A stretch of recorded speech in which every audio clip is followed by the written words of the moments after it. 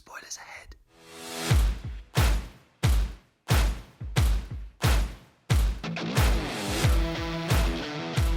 Hello everybody and welcome to Cinemattraction.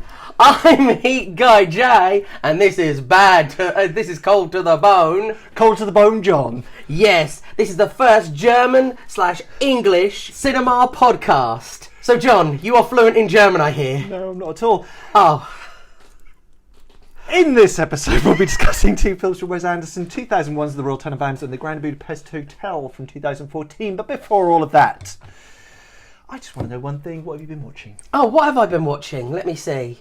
Oh, okay. I'll tell you what I have been watching. Ant-Man. Okay. You want to critique me on this? 4 stars for Ant-Man! 4 stars, yes. 4 stars. Explain yourself.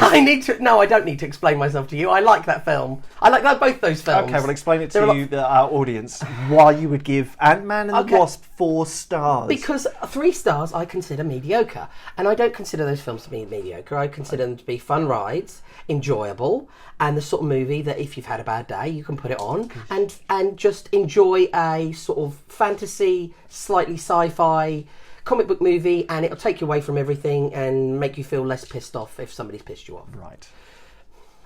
Yes. Yes? Yeah. 4 stars. 4 stars. 4 stars. So a film that makes you feel good is worth 4 stars. I think so. Right. Yes. I do think so. I've also been watching Burn After Reading. Haven't watched that for a few years. I need to rewatch that. Absolutely love that film. Is that on Disney Plus? Don't know. I watched the Blu-ray. Oh, okay. But I would consider that film a masterpiece. I'm going to go out on a limb. It's not. It's the best Coen Brothers film ever made. Yes, it is. I love it. This is your house. We're recording this in. I'm going to throw you out the door. I love it. You can't stay in here. I love all the performances. It's got an all-star cast. I absolutely love all the performances. Okay. I love all the actors in it too. It's very seldom that you get like a whole film where you love all the actors and you love all their performances. I love the fact that Brad Pitt and Frances McDormand both play complete idiots. Yes. Which is very unusual because Frances McDormand doesn't normally play idiots, really, does she? She can play naive, doesn't she? Like in Fargo. Yeah. She's a bit naive in Fargo, a bit kind of folky, a bit sort of yokel, but she doesn't normally play idiots. Well, what have you been watching? I have not had time this week. I've been working mornings and I've been working evenings. Right. So, and we've had 2 new people join us at work, and I've had to bed them in and all the rest of it. So I have not watched. I watched, as we were discussing before beginning this lovely podcast, I was just watching Megan last night, and I didn't like it at all. The Royal Tenenbaums is a comedy drama film directed by Wes Anderson, co-written with Owen Wilson. Quick synopsis. We follow the lives of 3 gifted siblings, Chaz, Richie and Margot. Their father, Royal, their mother, Etheline, and their respective families and friends and relationships. The gifted siblings have each enjoyed various successes in their respective youths, but endured disappointments and failures in their adult lives. Royal and Etheline separate when the kids are young, but Royal returns many years later to reconcile under the lie of being terminally ill. It's awful, isn't it? Essentially to prevent Etheline from marrying the sort of family accountant Henry Sherman. Yes. That's the whole point. As is common with Anderson's films, this one boasts a stacked cast of superstars. Absolutely fantastic. Including the likes of Gene Hackman, Angelica Houston, Danny Glover, Ben Stiller, Luke Wilson, Gwyneth Paltrow, Bill Murray, of course, Owen Wilson, Seymour Cassell, and Alec Baldwin, among others. It's a whimsical story of love, of family, of reconciliation, of marriage, of selfishness, of freedom to an extent, of decline, of disillusionment and redemption, of jealousy, of ambition, and forgiveness. All sort of shaped in Wes Anderson's mannered style. I also think depression, despair, disconnection between disconnection, family, absolutely. and obviously there's a very serious subject of suicide. Yeah. Which has never really been broached in his films before, has it? Not to my knowledge, no. And it's very serious for sort of Wes Anderson, I thought. So what do you think of the characters? I think they're brilliant. I'm going to go out on a limb and I'm going to say that this is a Mean Gene Hackman career best performance as Royal Tenenbaums. It's all about Royal. It is. It's all about right. It is the fantastic. movie is literally yes. He's awful. Title. He is such an a-hole. I mean, he's a shady character. He's a liar. Yeah. He's a cheater. Yeah. He's a racist. Oh, a yeah. deceiver. Yeah, I didn't like the racism. But he. That's not to say I liked the No. deceit I mean, either, but yeah. I really didn't like the racism in this. No. But I get it as part of his character. I mean, especially against Mr. Danny Glover. How could you be racist against him? Such a nice of character. all people. Well, I mean, he's just such a nice character. He's a lovely character, isn't he? Yeah. We'll get into that, I suppose. But I mean, with all those things that he has going for him that are negative, yeah. he wants to make up and reconcile and make up for what he's done. So he's not all bad. Yeah. Gene Hackman's performance is absolutely outstanding. Yeah. Definitely. I should say he is basically outstanding in everything he's in. Gene Hackman. He's a great actor. Yeah. Eccentric, deceitful, resentful. And a stealth scumbag for the most part. He's surprisingly full of youth. Yes, for he's his very, age. very young. Yeah. And he and his there's a beautiful sort of montage, I guess, of he takes his grandkids. Oh, I love that bit. Yeah. They go karting and they're pulling pranks on people and they go to a dog fight. Yeah, I love that. I love that. So he's scene. Deceptively youthful for his age, perhaps. Again, he goes through this whole thing much to Chaz's annoyance. We'll get into Chaz in a moment. He enjoys a redemption, or the best possible redemption in relation to his overall character, perhaps. This is what I like about his performance, is the fact that Gene Hackman, I don't think I've ever seen Gene Hackman in a performance like this. Yeah, he's never been in a film where he's had this sort of... He's always in very serious films, isn't he? Yeah, like No Way Out. Maybe not as Lex Luthor, which is probably one of his other probably iconic that roles. would be the other one, I would say. And he is a shady scumbag as so he's drawing from that to some extent. That one was more comical, though. This one, I don't think his performance isn't as comical. No. We've said spoilers at the very beginning, but obviously he's faking his death, but he dies at the very end. So he does get his redemption. He does sort of get to reconcile. And he's spilling a ghastly yarn about having stomach cancer. Yeah. But what I really liked about that is that he said, I'm dying of stomach cancer, and they put out a bed for him. And he's sitting there eating like a hamburger. Cheeseburgers, he's got stomach cancer. He's sitting there smoking and eating a hamburger or whatever it is when he's got... okay, mate. I mean, death is a very common theme for Wes Anderson's films because, I mean, at the end when he dies, his death heralds the end of the sort of the Tenenbaums family emotional journey. Yeah. And, sort of... It's his ultimate redemption kind of thing. I would agree. I think the characters are interesting but kind of caricature-ish. They definitely are, yeah. But they're layered. And I think I suppose you could say that about many of Anderson's characters, to be fair. There's certainly a longing and a distance between the characters. Yeah. Physically and metaphorically. Yeah. And I think this and always that awkwardness as well. There's always the awkwardness. Yeah. Do you think that Anderson is drawing from his own awkwardness? Possibly. It's weird because all the characters in his films tend to have an awkwardness towards each other. Yet you don't get the feeling that they don't know each other. You get the feeling that they are family. Yeah. But an awkward family, sort of that awkwardness that you sometimes have with family, I suppose. At its core, it's a study of very privileged and a very dysfunctional family. Yeah, definitely. How do you feel about the kids? How do you feel about the siblings? What do you mean, like Chaz, Richie, and Margot? Well, I'm going to say I've never been a fan of Gwyneth Paltrow. Why not? I don't know. I'm just not really a fan of the stuff she's been in. It's not because she's a bad actress, but don't like the just projects. I'm not really. But I honestly think she is really necessary to this film. Fantastic at this. Yeah, she is absolutely fantastic. She's wonderful. Yeah. Again, I'm not the biggest fan of Luke Wilson, but his performance as Richie. That was really good. I like how Richie is literally adrift. Yeah. In life. His pause, his sorrow is incredibly real, I think. He's literally adrift in life and physically adrift at sea. Yes, he is in the beginning, isn't he? Yeah. It's not very subtle, but it's a nice touch. And I would also say I think that's a career best for Luke Wilson, from what I've seen him. Possibly, yeah. Good shout, actually. I think Margot's the most interesting. We'll get into Chaz in a moment, but I think Margot's the most interesting character because she's adopted. I don't like Chaz. You don't like Chaz? No, I don't like the character of Chaz. Okay. Which is odd because I don't really mind Ben Stiller most of the time. But for some reason, I just do not like his character in this. Why is that? I don't know. It's just the way he kind of behaves in it. Okay. Chaz is absolutely in control of every aspect of his life. He is, but yes. there's one thing that he wasn't in control of, which was his wife's death. Yes. Horrible, tragic death. Yeah.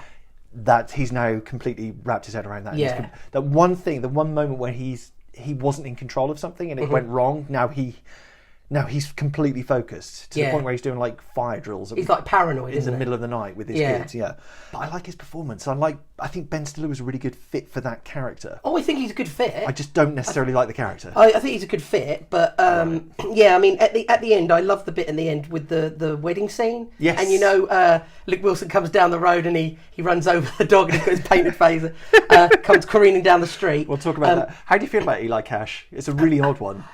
I really like it, but then I think it's kind of odd. You were saying that you don't particularly like those particular actors. I generally don't. I love Owen Wilson. I generally don't like. Don't like Owen Wilson. Oh, I do, because it's the same thing. But this is you were saying career bests. I'm not saying this Luke is Wilson career best, but it's up there for me with Owen Wilson. With Owen Wilson? Yeah, I generally don't really like him because he brings the same. It's like Ryan Reynolds. I would actually say the Darjeeling Limited. Sure, is Owen Wilson's. We'll get to that one day. Yeah, is Owen Wilson's probably one of Owen Wilson's career best. How do you feel about Eli Cash's character? Or that character? He's just an odd character, isn't he? Because he's piggybacking off the successes. He's an interloper in a way. Sure. He's an interloper, and he's sort of, like you said, piggybacking off the fame of them. Of the kids. Yeah, he's riding along, isn't he? But when the siblings become adrift, he becomes adrift. Yes. Yeah. And he goes into drugs, and it's just very strange, isn't it? What do you think of those paintings on that wall? Oh, those paintings are bizarre, aren't they? I really want one. They're really bizarre. And like I said, at the end when he's got his face painted, sort of South American-y looking. Whatever's going on. I don't know what. Yeah. I mean, that's the one scene that I love with Chaz, where he's chasing Eli around the house, and then he pushes the priest down the stairs, and then throws Eli over the wall. That's amazing. I love that. For me personally, I think the MVP is. I mean, we all know Royal. We all know Gene Hackman, but Gwyneth Paltrow's definitely Margot is brilliant and so interesting. Yeah. Margot and Richie are in love, which is taboo, but it's sort of okay because obviously they're not blood related. Yeah, exactly. I love how Royal frequently always says like, "Oh, this is my adopted daughter, Margot." Yeah, so he's making out that she's an outsider in a way. Yeah. So he's never really accepted her. Her husband, Raleigh St. Clair, is an older man. Yes. Similar age, perhaps, to her father. So there is some weird daddy issue going on there somewhere. I did notice when he was doing the test with Dudley. Yeah. It reminded me of the beginning of Ghostbusters where he's doing the card predictions. His mannerisms, the way he's like, the look on his face, and the way that he's sort of. I love when how interesting. He puts Dudley puts the blocks together, and then he's like replicate this. Yeah. Dudley doesn't do it, but when he sees it, he just goes. Yeah, there's a beautiful, candid laugh. Exactly, but it's very similar to the beginning of Ghostbusters. It's the way very similar. Yeah, I didn't pick up on that. So good shout. I also picked up when you see the television screen of Bulmer and Gandhi, the tennis match where he loses it and he has the meltdown.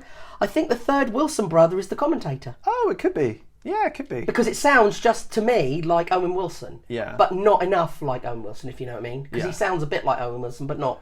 I think that might be the third brother that you know his name. I don't know. Andrew Wilson. Yes. It's not too hard to remember Andrew Wilson. I also noticed. You were talking about Eli Cash's paintings. Yeah, I love. I noticed in his home there's a drawing, like a sketch, of a pair of Y fronts in an oval frame. I didn't notice that. Yep. That's really weird. Yep. I noticed that, and I thought that was really bizarre. I was like, I've got to jot that down. That's bizarre. How do you like?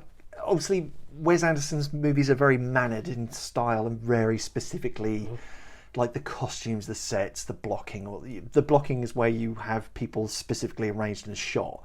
And so, what I really liked about this particular one is that there's always someone in the background. Like you just twist, and or you pan across or you pan up, or whatever, something like that, and somebody's either taking in information. Especially in the house as well. Yeah. Especially in their house. Yeah. How do you feel about the look? How do you feel about the... I think it's got a fantastic look. Okay. I mean, you brought this up in a review on Letterboxd that it's got an autumnal feel. It's an autumnal setting. Yeah. And I think that really adds to the there's the feeling the of autumnal setting kind of, for me, it may well just be the consequence of we have to shoot in the autumn. Right. But for me, it kind of reflects the decay. Because autumn is where things are sort of dying. It is, leaves die. And it's kind of reflective of the decay of that. But there's so many beautiful... I don't think that was a coincidence, not with Anderson. But I think he would have done that on purpose. With the decay, you get the coldness as well. Yes. Whether or not it reflects the fact that it's a very sort of melancholic...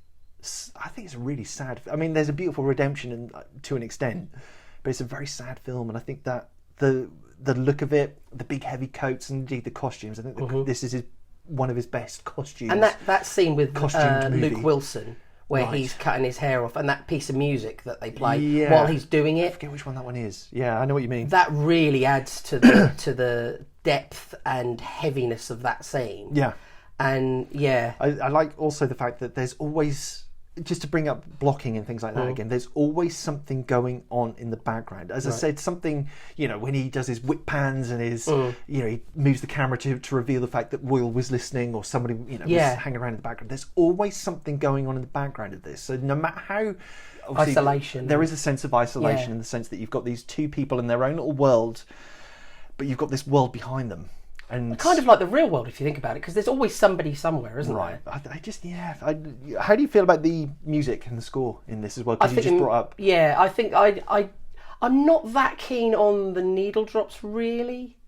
I think this is best. I think the Paul Simon song is very... Schoolyard. I think that's really appropriate. Hope we don't get a copyright strike there. This was the last, at least at the point of this recording, the last collaboration between Anderson and Mark Mothersbaugh. And I think that score is perfect. Yeah. Do you think? Yes. I mean, do you think they had a problem together? And Mark Mothersbaugh just, there was a problem and he had to whip it good. Oh, I hate you. The needle drops are absolutely fantastic, and it's my absolute favourite collection of... There's also something else I noticed. What's that? The end bit where you hear the fairest of the seasons at his funeral. Yeah. I'd never heard that song before. Oh, because that's the song that Chloe Moretz is singing at the beginning of Suspiria. Oh, I didn't know. Wow. Yes. Well, check you out. Yeah. Wow. Well listened. Thank you. But I mean, much like Rushmore, this is full of 60s British sort of 60s invasion, the British invasion. I don't always like the needle drops, but I always feel that they're appropriate. That's the thing. Not necessarily in terms of content, because I'm really sure that Me and Julio Down by the School is really appropriate to what they're doing, but the energy and the... It's always, like, my absolute favourite is when Margot's getting off the bus and they play Nico's These Days, which is one of my favourite tracks ever. Right. But it's so... And she looks like Nico as well when she's getting off the bus, if you know anything about Nico. I don't. There's a great Nick Drake, there's Van Morrison, there's John Lennon on this, there's the Beatles' Hey Jude. Yes, at the beginning, yes. I love the Beatles, it's my least favourite song. Is it really? Hey Jude. Oh, I really like Hey Jude. I think it goes on too long, but I do like the... There's the Stones in there as well. It's I don't know. I thought it was terrific. Overall thoughts? I think it's a brilliant... If you want to see like a drama, I think it's like more of a drama, isn't it? A quirky drama. It's a really kind of melancholic...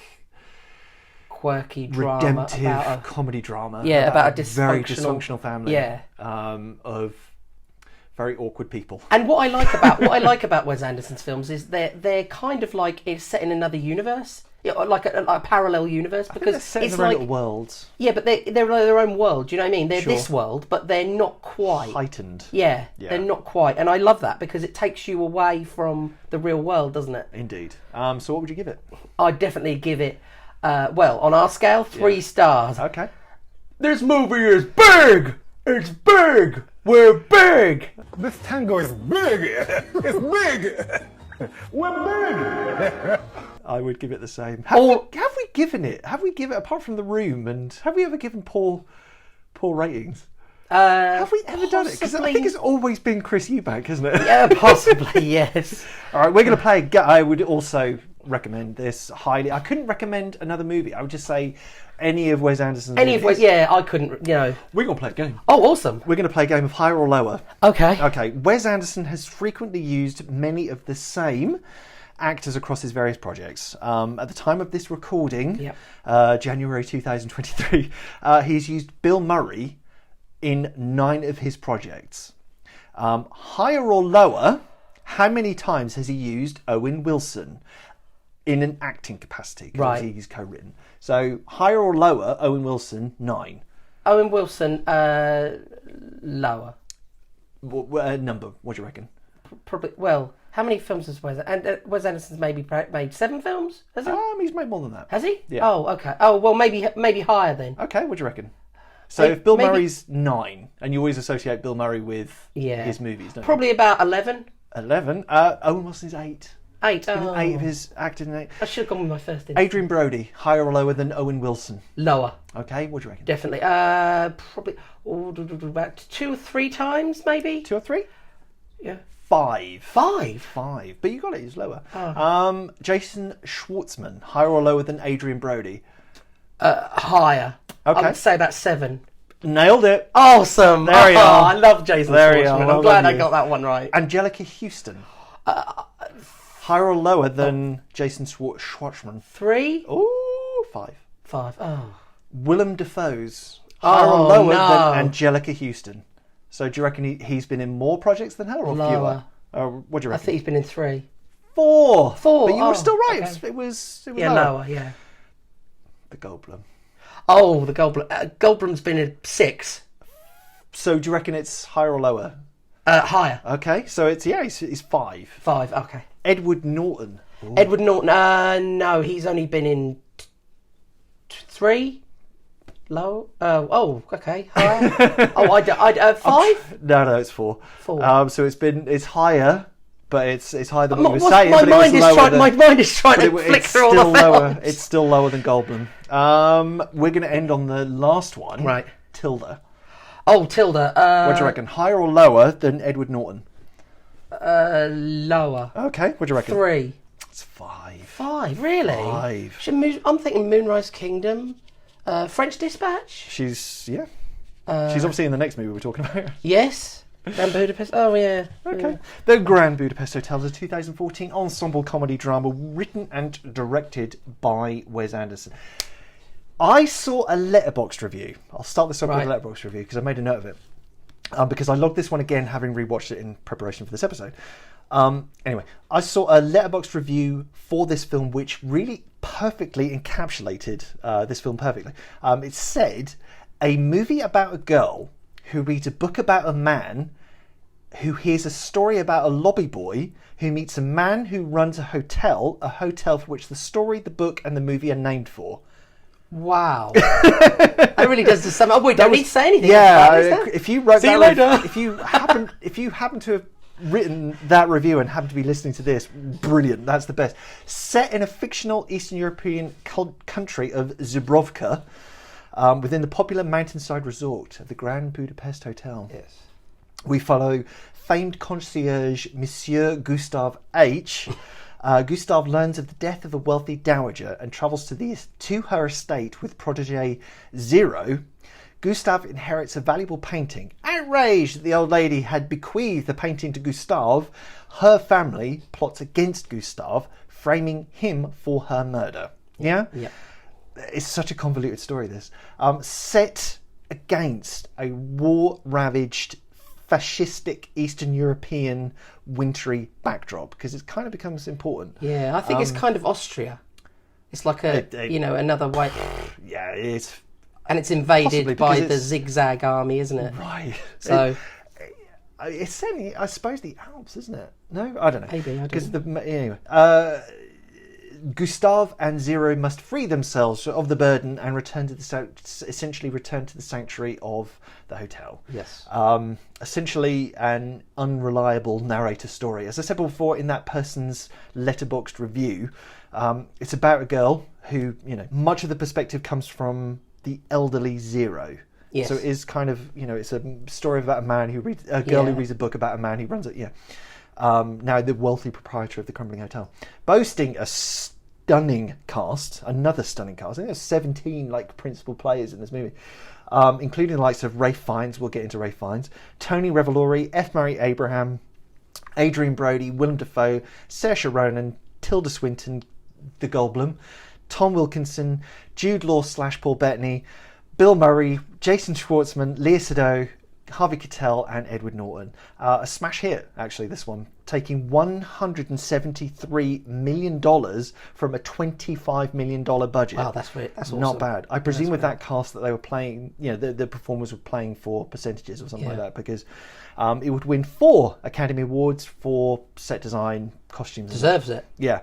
Beautiful film. What do you think? I think it's fantastic. Boy. I was going to mention about the ratios. You know where you said about like the girl. Yes. There's the ratio going from what they call the Academy ratio Yep. to widescreen. Yeah. And that, to me, that just shows how big, lonely and empty the hotel is in the 60s.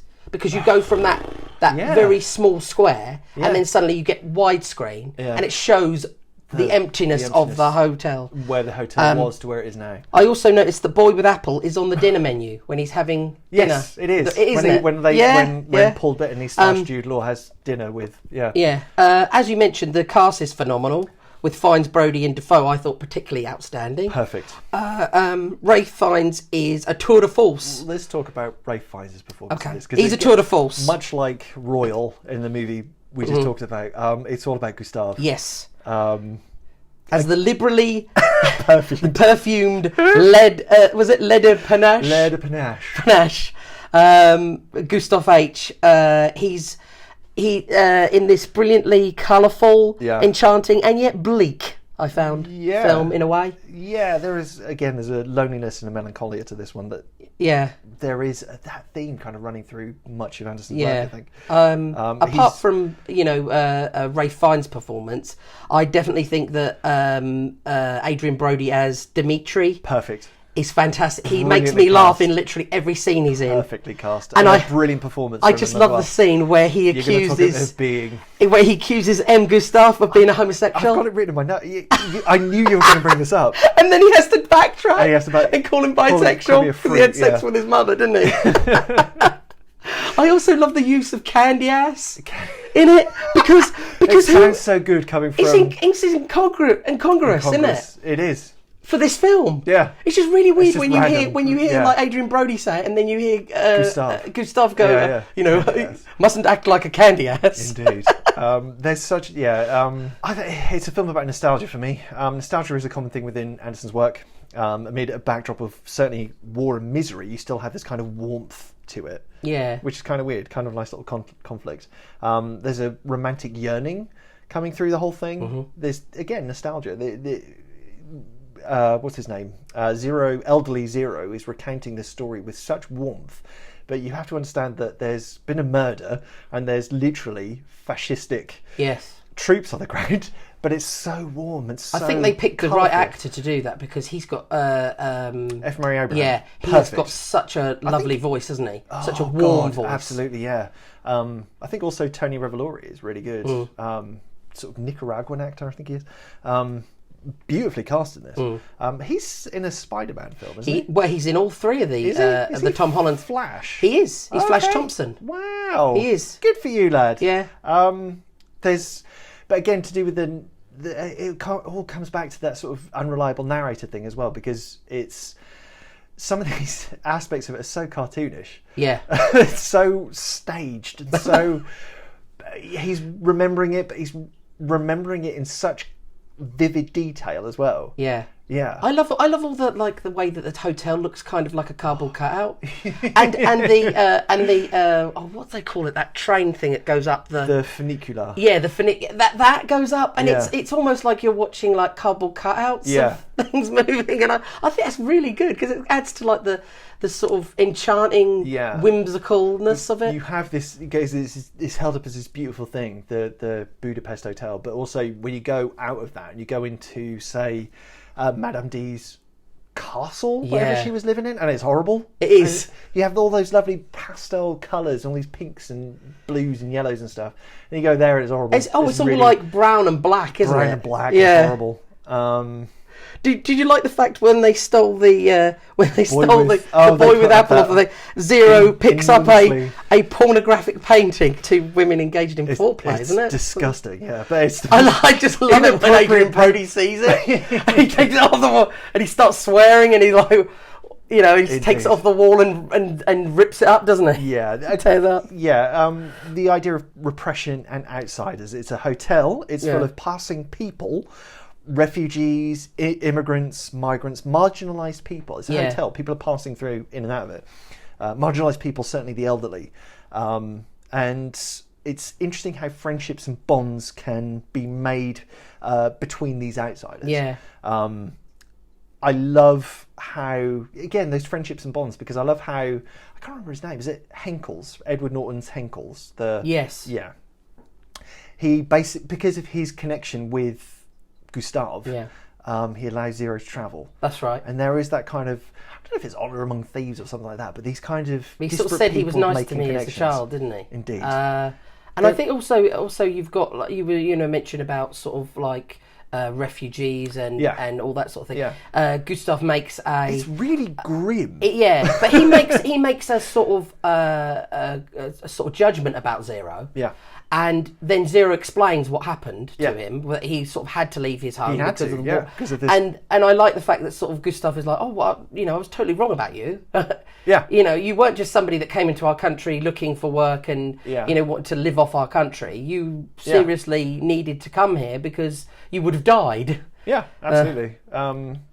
Which is quite a serious thing, especially as we've got this going on in the world. I'm really glad that they didn't lean into Nazi imagery. Yeah, but those zigzag thing was very SS, wasn't it? I'm glad that they didn't do Nazi specifically. Yeah, I am.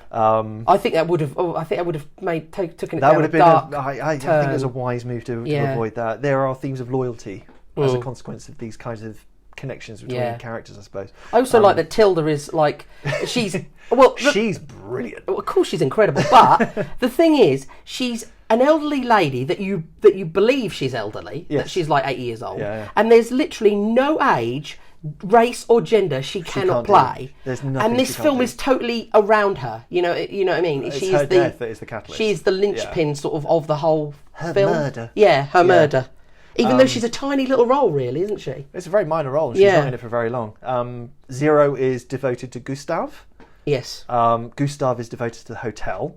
Jopling the assassin is devoted to Dmitri. Oh, he's very isn't he? Sinister in this, isn't he? Yeah, he's wouldn't devoted. Really sinister. Kovacs was devoted to his cat.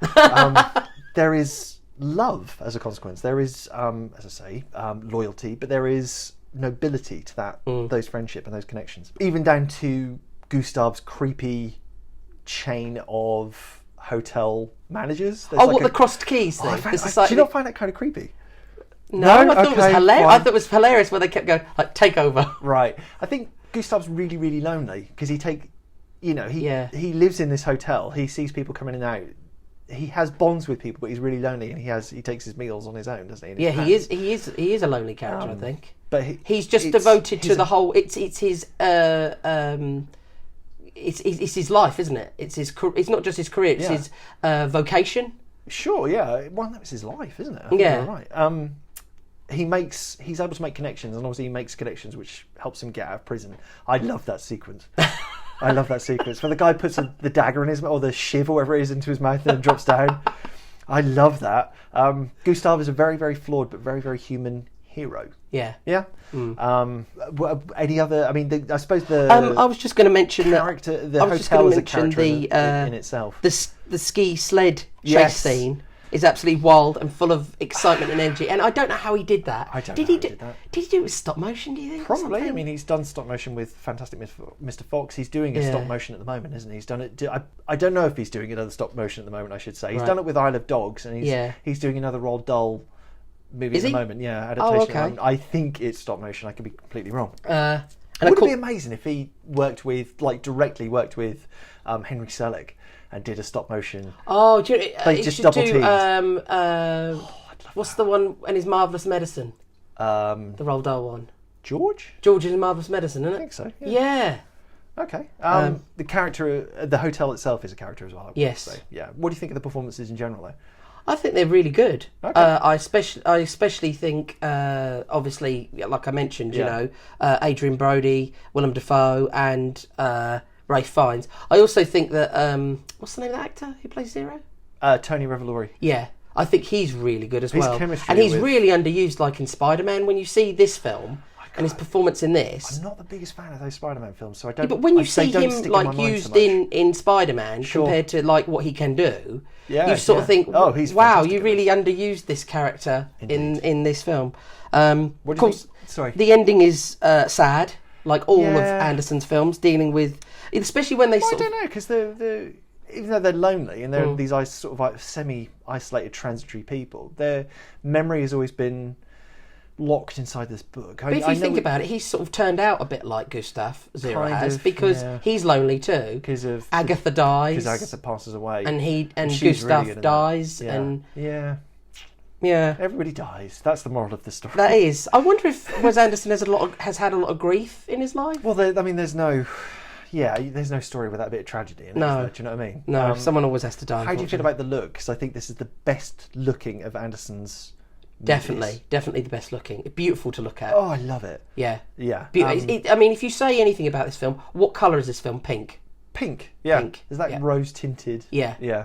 Maybe that's the thing, rose-tinted glasses. 'Cause Maybe. when you look back in nostalgia and you're recounting something, you don't look back on actually how it was. You look back in your emotions and sort of wearing rose-tinted glasses, aren't you? It's yeah. unreliable narrator. Again, Exactly, isn't it? It's yeah. nostalgia and The emotions that went with the time and it's everything. sweet. Yes, Yeah. definitely. Yeah. What do you think to the score? Because this is I believe, one of the first Alexandre Desplat scores that he did for.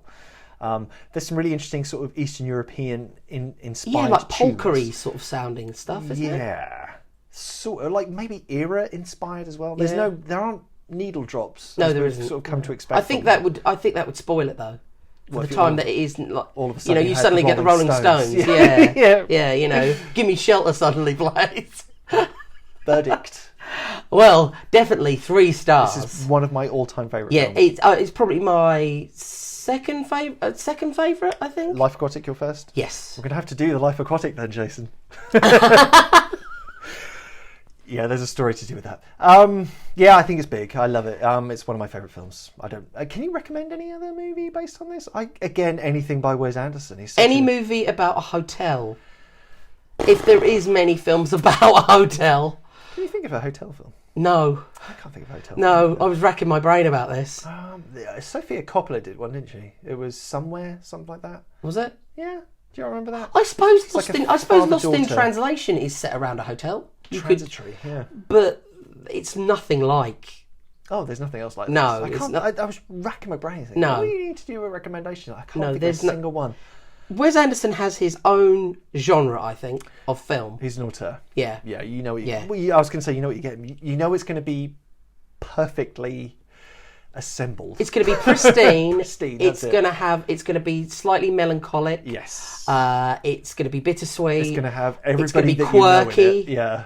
And it's going to have a million stars. Brilliant characters. Brilliant characters and brilliant actors. performances, yeah. Yeah, he always works with the best actors. Bill Murray's going to probably be in it as well, isn't he? He's definitely going to be in it, and probably the Goldblum as well. Oh, God. Yeah. I think Christoph Waltz is in Asteroid City. Right. Which... Didn't you mention Tom Hanks is in Tom that one? Hanks, again, I think Margot, recording this in January, whatever, 20th today, whatever it is, 2023. Asteroid City's not out yet. No. But Tom Hanks, how has Tom Hanks only just now been a Wesley? He seems perfect. As is Christoph Waltz. Yes. Christoph Waltz! Yes, they love. I mean, especially Christoph Waltz Was loves. he in French Dispatch, Christoph Waltz?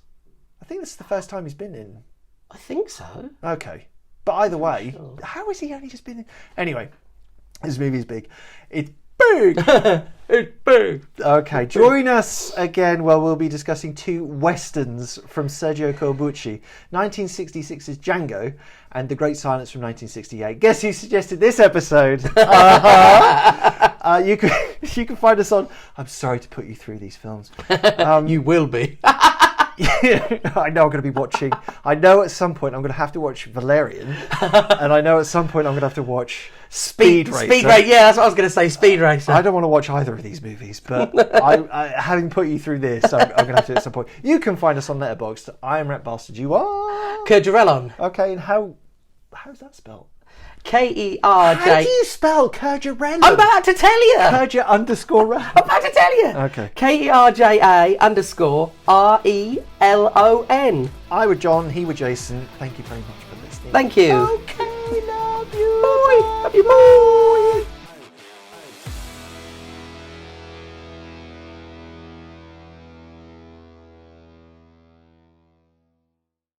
A bucket.